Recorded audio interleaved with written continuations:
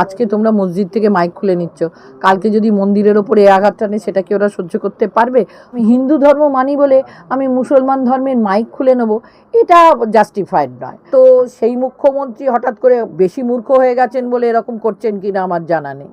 না, সংবিধানের কোথাও এ কথাটা লেখা আছে কিনা যে ধর্মের প্রতি আঘাত আনতে যে মানে মসজিদ বা মন্দির থেকে মাইক খুলে নেওয়া যায়। আজকে তোমরা মসজিদ থেকে মাইক খুলে নিচ্ছ, কালকে যদি মন্দিরের ওপরে এ আঘাত টানে সেটা কি ওরা সহ্য করতে পারবে?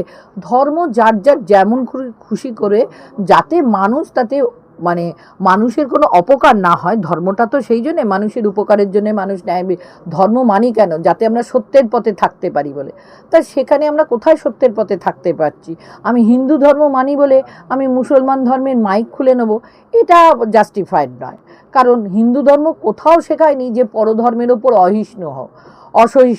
সবসময় হিন্দু ধর্ম হচ্ছে পরধর্মের উপর সহিষ্ণুতা বজায় রাখো এবং পরধর্মকে ভালোবাসো। আমরা স্বামীজিকে পড়েছি, আমরা রামকৃষ্ণকে বলেছি, রামকৃষ্ণ একটাই কথা বলেছেন, যত মত তত পথ, কালীখ্রিস্ট আল্লাহ সব এক।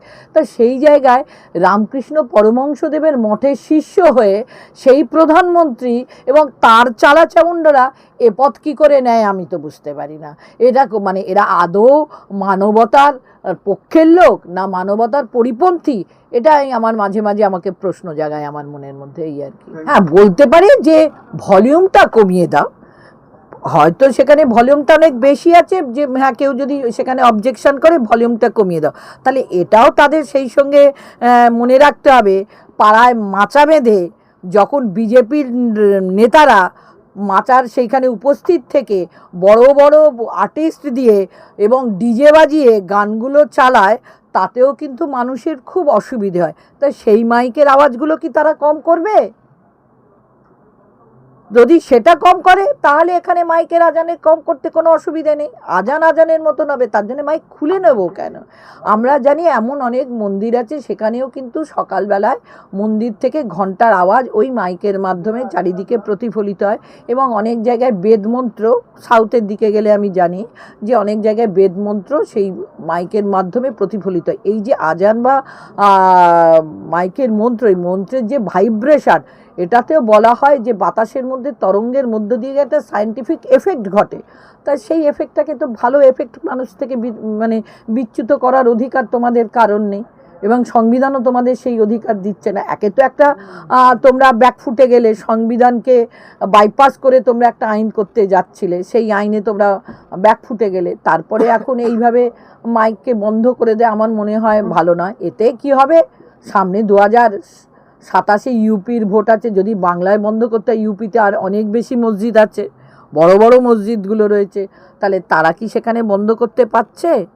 হঠাৎ করে এই ফতোয়াটা কেন? এটাও তো একটা তালিবানি শাসন চলছে না, এটা হিন্দু মৌলবাদী তালিবানি শাসন হয়ে যাচ্ছে।